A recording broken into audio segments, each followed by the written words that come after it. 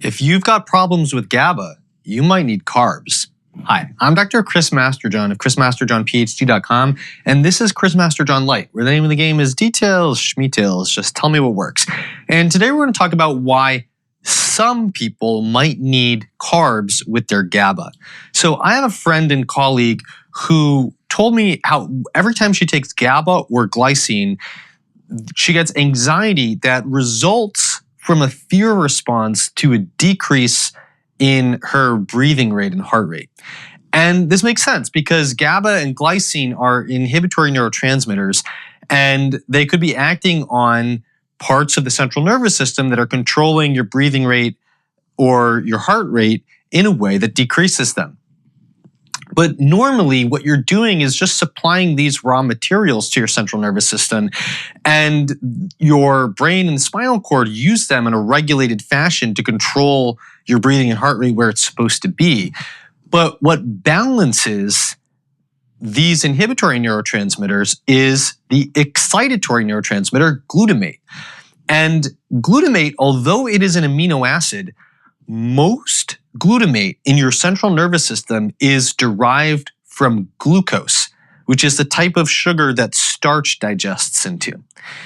And in fact, my suspicion is that the reason that some people with epilepsy benefit from a low glycemic, moderate carbohydrate diet is because the spikes in blood sugar that can accompany eating high glycemic foods that digest into sugar rapidly, can be the principal determinant of spikes in brain glutamate.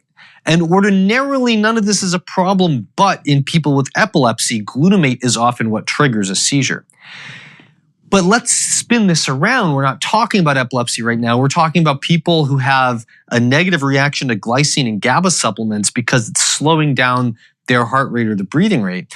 In those cases, what you may need is to produce a glucose spike in your blood that will produce a glucose spike in your central nervous system that will then allow you to manufacture enough glutamate to balance them. Now, we also know with glycine that glycine has the potential to lower blood sugar. And in fact, that's why using 3 to 5 grams of glycine with a meal can stabilize your blood sugar. So there may be, in the case of glycine, you may actually be lowering your blood sugar, and that is compounding this whole process, making you even more so need carbohydrate.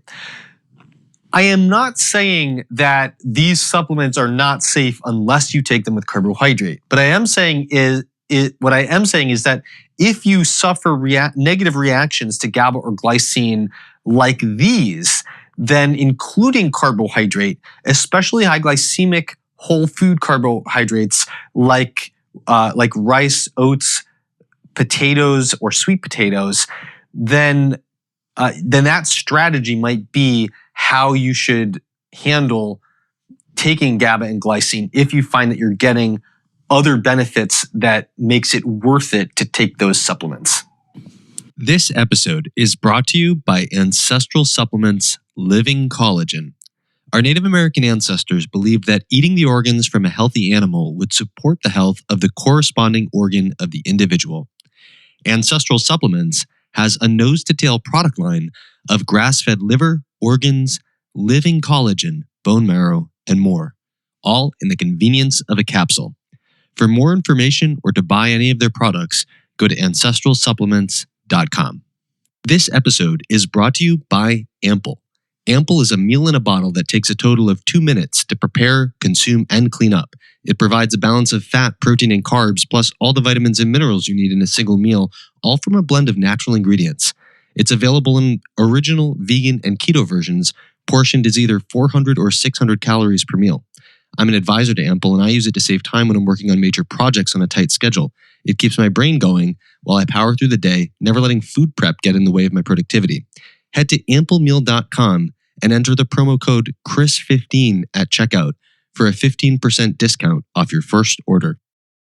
The audio of this episode was enhanced and post-processed by Bob Devodian of Torian Mixing. You can find more of his work at torianonlinemixing.com. For ad-free versions of these episodes with transcripts that you can read and getting early access to the episodes, often weeks or maybe even months ahead of time, you can sign up for the CMJ Masterpass at chrismasterjohnphd.com/masterpass and use the code LITE10 to get 10% lifetime discount. All right, I hope you found this useful. Signing off, this is Chris Masterjohn at chrismasterjohnphd.com. This has been Chris Masterjohn Lite, and I will see you in the next episode.